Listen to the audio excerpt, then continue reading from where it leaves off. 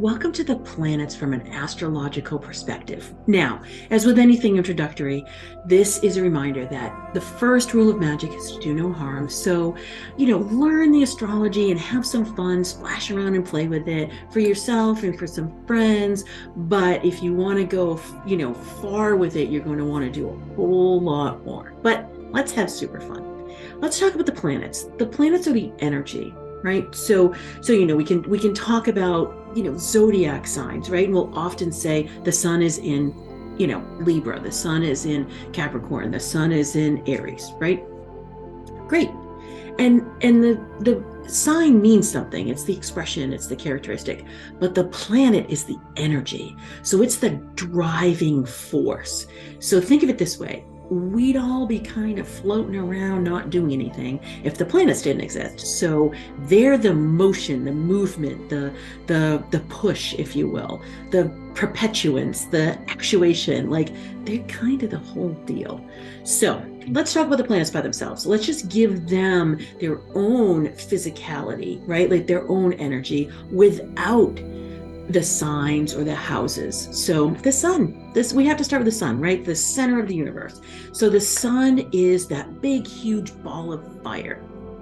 It's a very masculine energy. It's a very yang energy. It's a very outward expression. Think of like, this is me. And yet it's not that evident all the time because the sun is you at the core. It's your power center. It's your vital life force. It's your identity. It's like how you would kind of frame yourself or express yourself if nothing else was around. It's the core of you. So it's the central force, like literally, who am I at the core? It's your strength. So, and again, it's masculine. So you're just like, oh, there's the sun. Now, the moon. The moon is not the opposite of the sun. During a full moon, yes, but not generally. And yet, totally different vibe. The moon is mercurial. The moon is cyclical. She is a feminine energy. She's mysterious. She's wispy.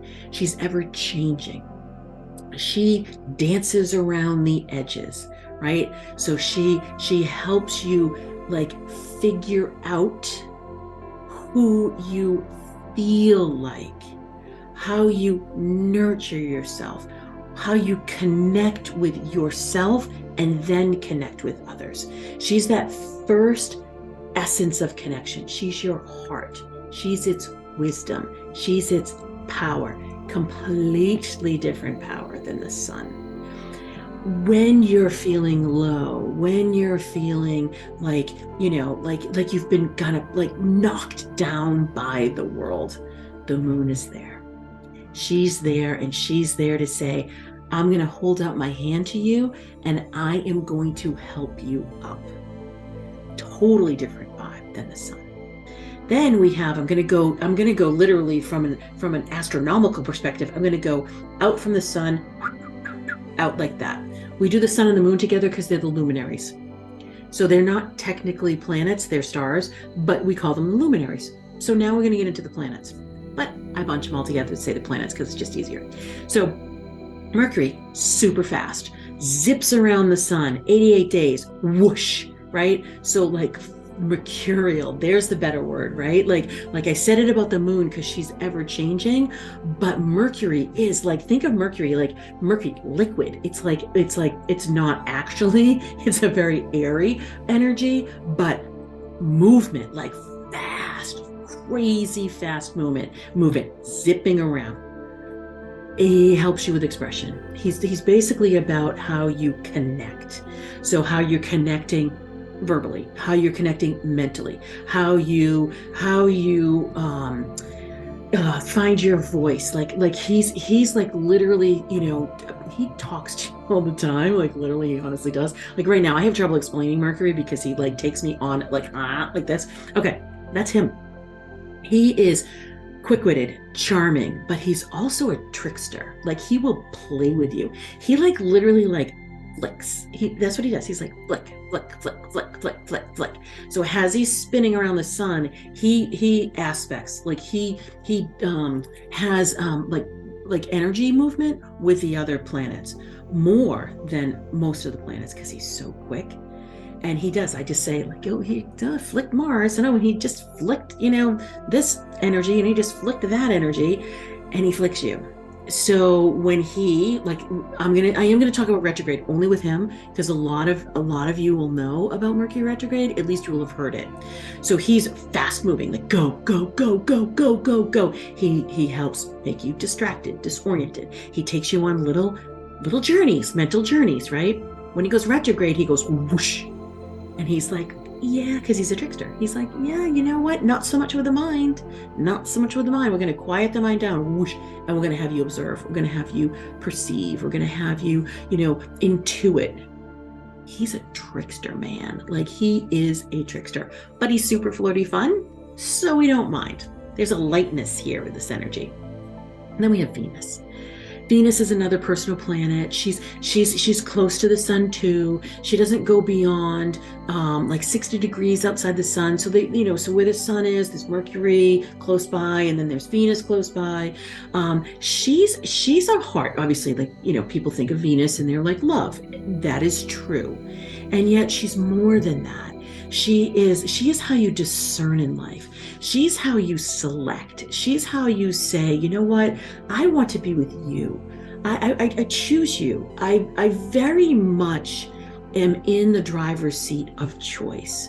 I am not going to be like waylaid by others. I'm not going to ask for any external validation. I connect with others. I definitely do, but it's a healthy connection. I know whether I like you, and I know whether I don't like you. It's not Venus that has you maybe rationalizing why you should spend time with somebody, or saying I'm just going to please someone else. I mean, that's not Venus at all. Venus is not like that at all. She does appreciate harmony. She's very much about that connection and love, but she's very discerning. Like, I want to say she's indulgently selfish. She is not going to spend any time with anybody that she does not like. That's all. There's all these other reasons why that could be happening in your life. It's not Venus.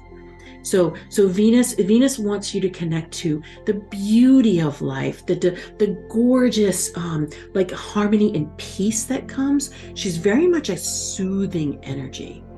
Think about it. When you're with the right people and you're in the flow with them, Venus is like, you got it, girl, or boy.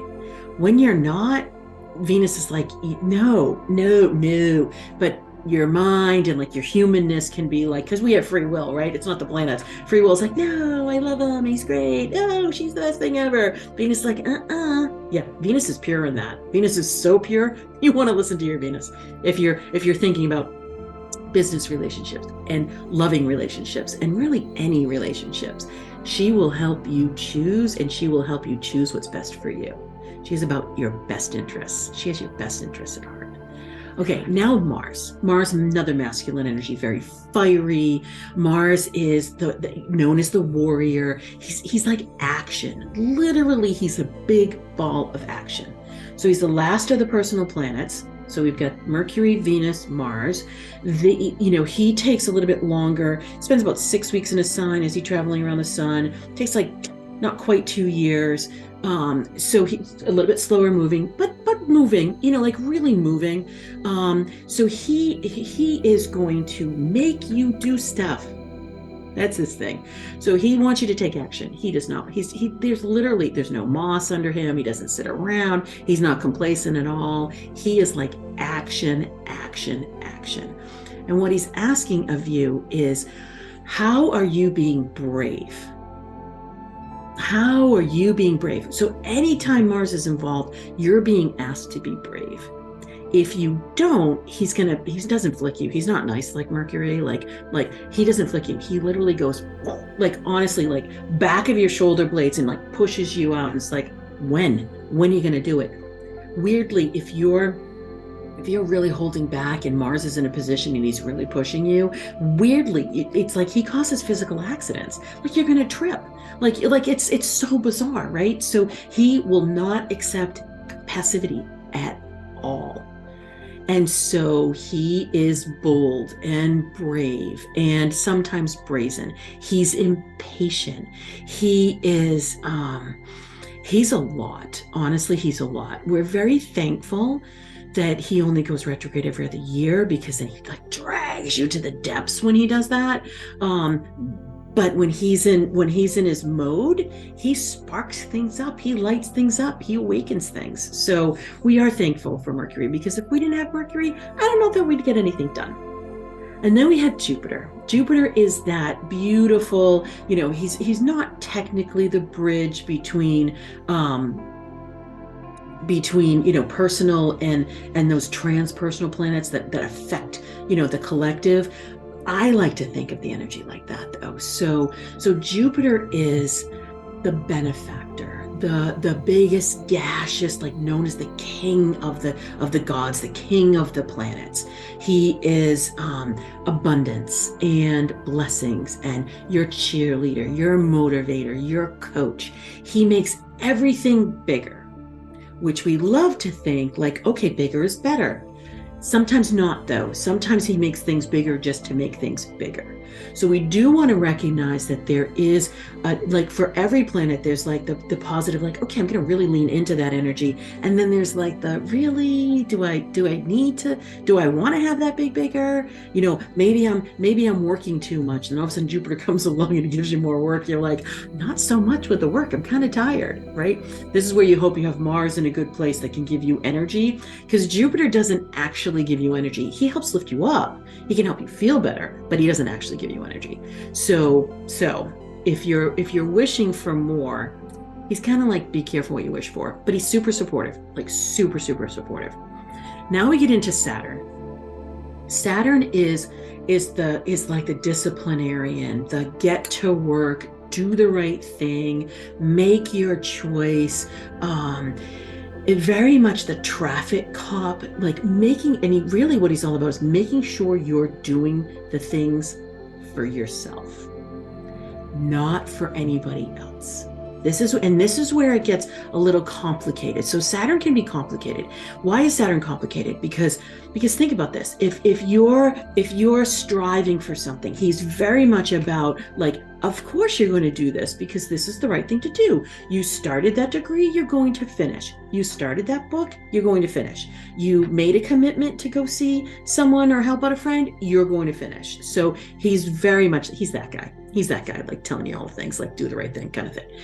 And yet he actually would rather no one else sees you do it. Like he'd rather you get no like accolades or recognition for it. His real thing is do it for yourself. Now, in the traditional form, he's about position, he's about being a role model, he's about ruling and leadership and things like that. And usually there is some sort of position or stature or something that comes with it. But really, he wants you to fulfill yourself in a way that you're just doing it for you, to satisfy you. He's a little misunderstood. Okay, and then we have Uranus. Now I'm not going to do Chiron. We're just going to go to the traditional planets. So Uranus is the lightning bolt. Uranus is the one that like literally like knocks you over. Like there's Mars like giving you a push. Uranus comes and he goes, he just slices off your legs, and you're like, wait, I kind of needed those. Like and he's like, no, you didn't. No, you actually didn't, because you know what? You weren't using them. You actually weren't doing what you had intended to do. Like, Saturn's here telling you like, hey, this is the choices that you're making. You've chosen, and yet you're not actually doing it. So, you've said yes, but you're not showing up. So Uranus is like, oh, I'm gonna help you show up. He's the planet that will, like, oh, you got laid off, or suddenly the plant closed, or the school closed or something, and you're like, what? No. And so it's a sudden change. You're like, it's like rocking you. You're like, it's chaos creating. And once you sort out the chaos, you look back later and you realize, oh, damn, that was the best thing that ever happened to me. So Uranus is wildly supportive and he feels incredibly unsupportive. Yet he also has your best interests at heart, as all the planets do. But I like to think about Uranus because he's the one that wants you to be you, not who others expect you to be. So when you're setting yourself up and you're doing a lot of things for others, or you're doing things because you should, or it looks good, or, you know, it's your duty, it's someone told you to do it, but it's really wretched and you really hate it, Uranus is not going to let you sit in that spot for very long, especially these days. Like he's like, no, not going to happen. Oh, and if you're not going to change, I'm just going to remove the situation. We'll take care of that for you. And off he goes. Oh, he's a lot. Okay, Neptune. Neptune, very ethereal. Like Neptune is like fog or mist. It's like, what is Neptune? Like, honestly, like it's not even water. Like, yes, I mean, it's a watery type energy, but water actually has viscousness to it. Like it has weight, and Neptune kind of doesn't. Just gas. Like in I imagine, like if I were to go to Neptune, it would be like I could put my hand right through it. There's like no form there. It's just absolute gaseous energy. That's Neptune. Neptune's way cloudy. If you're looking for clarity, if you're looking for definition, if you're looking for structure, Neptune's not your energy. Neptune is going to dissolve. Neptune's going to make things, like I said, foggy, like literally, like no ability to see whatsoever. Get the whole hand thing moving. Yeah, no, that's Neptune. Because Neptune wants you to be operating from your intuition. He wants you to be operating from what you know to be true, like your wisdom, but even beyond that, your inner knowing. You don't need to see. You don't need to know. There doesn't need to be clarity or definition of structure. It just is. That's Neptune. But Neptune's awesome when you are on a spiritual journey. Neptune's awesome when you want to be like relaxing and just like kind of like emptying yourself out and going, okay, I'm just going to lay here for a bit and I'm going to restore myself. I don't have any energy. I'm super lethargic and I'm just going to float. Neptune. There's Neptune. Neptune. Yeah. I could put my hand through the planet. Okay. And then we have Pluto. Pluto, wildly misunderstood. First of all, planet, not planet, planet, not planet. Pluto is like, please, because Pluto is the energy of transformation. Pluto will bring you back to wholeness. And yet Pluto is incredibly destructive about it. So Pluto's like, think of Pluto like Phoenix, like the Phoenix. So Pluto's going to be like, okay, we're going to bring it all to ash so we can rebuild it the way you really want it to be built. Whereas if we try to take this and remodel and kind of restructure and kind of move things, it's not going to be what you really want it to be. It's going to be some portion of that. And Pluto's complete. Like Pluto is absolutely complete. So when Pluto's in everybody has a Pluto, right? So every single person has every single one of these planets. And then all these planets are in the sky. So the planets are, as I said, energy, a force, right? Like a force of nature. It's like the force of the cosmos. So Pluto, the good thing about Pluto's slow moving. So Pluto will take its time. Like Pluto's going to give you many opportunities to unpack your crap. Because that's what basically Pluto is doing. I like to think of Pluto like a big miner's hat, right? Like with a big light on it and looking down and like you're watching, like say Pluto's right here, like looking down, all of a sudden there's light on everything and you're like, that's kind of yucky. I really don't adore that about myself. That kind of blows. And Pluto's like, yeah, but you know what? I'm shining a light on it. And yeah, don't worry. It is so super icky. Like it's super icky. But because I'm shining a light on it, now you can do something about it. Pluto actually does give you energy to help you unpack it. So you'll find like all of a sudden there'll be the right person right there, or there'll be the right situation. And remember, it only happens when you're ready for it. So you are actually ready to deal with whatever Pluto's uncovering for you. And then you can lean on Pluto, even though it doesn't feel like warm and fuzzy to do that. You can lean on Pluto, and Pluto's like, yeah, I'm right here with you, and we're going to work on this. And again, it's slow moving. So the good news is you have time. Sometimes the bad news is you have time, right? So, but we all do it. And our souls really want us to have Pluto in our lives, because this is where we retrieve ourselves. This is where we come to wholeness. This is where we accept, like, you know what? Okay, you know what? I may be a little bit of an asshat in this way, but okay, I may be a little bit of an asset in this way. Not for excuses. There's healing there. There's acceptance and appreciation. There's forgiveness there.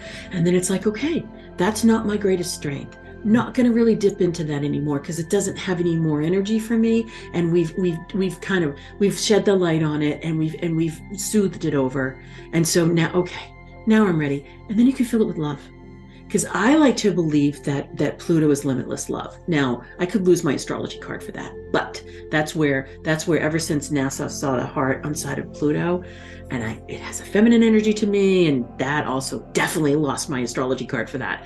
But that's the way I feel it.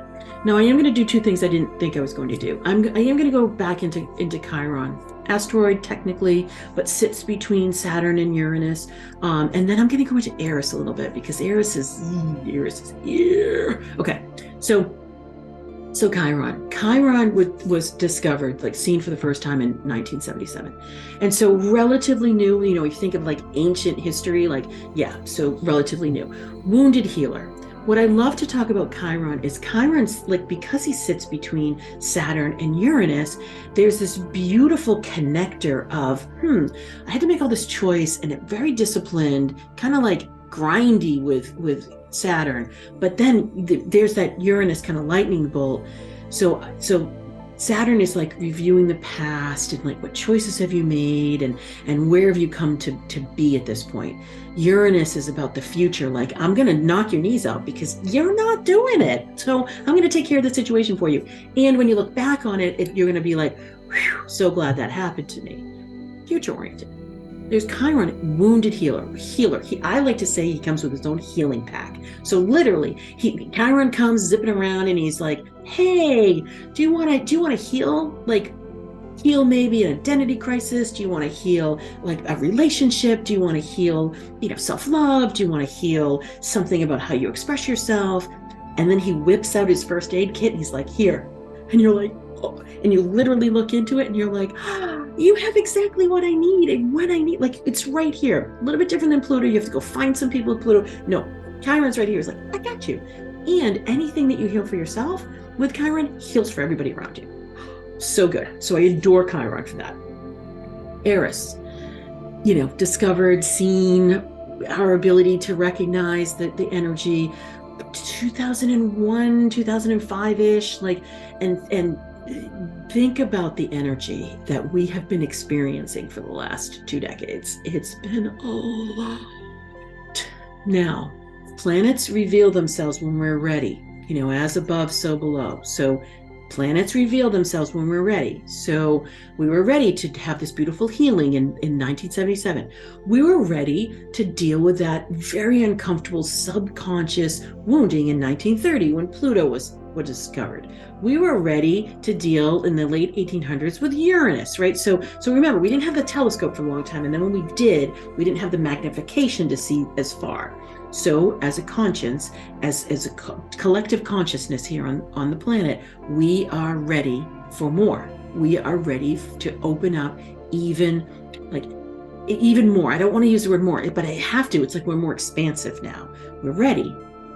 Eris. It's ERIS. Okay. Are we ready? Right? Okay. Eris is such, like, there's such, honestly, there's almost no words. Eris is so incredibly brash and bold and angry. Are we ready for change? Eris is like the massive, massive change agent. Are we ready for change? Are we ready to look at our differences? Are we ready to accept each other, even though we're massively different? But are we? No, we're the same. We're all souls.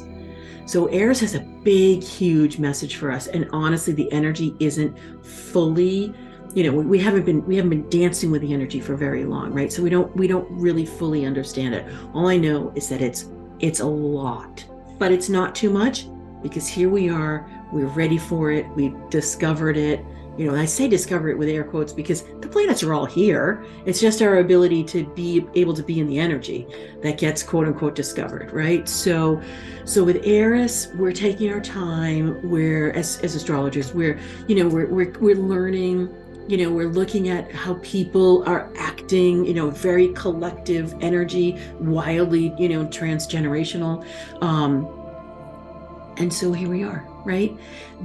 But the planets themselves, they are super kind to us, even though they don't always feel like they're kind. Because the planets will give us glimpses before they actually, come into like a big initiation point. We will have gotten glances. And a lot of times it's through the moon, which is really super yummy because that's a much softer energy. But we'll also get these little windows that open, and then the planet, kind of goes away, and then the window opens bigger, and then the doorway comes. So we as these souls inhabiting Earth have decided, like, okay, this was a really good experiment. We're going to be here, and I've explained the signs, those are the flavors and the expressions. I've explained the houses, those are our behaviors. But really, it's all about the planets. It's the planets that you've chosen when you come into the world, and you said, okay, this is a good idea, this is going to be my map of potential. That's your natal chart. And then there's the planets in the sky, right? They're always doing stuff, they're always moving, they always have this elegant, gorgeous, very sophisticated dance. And guess what? We're always ready for it, because this is what we decided to do. This is what we've chosen to be here in this time, in this space, doing these things.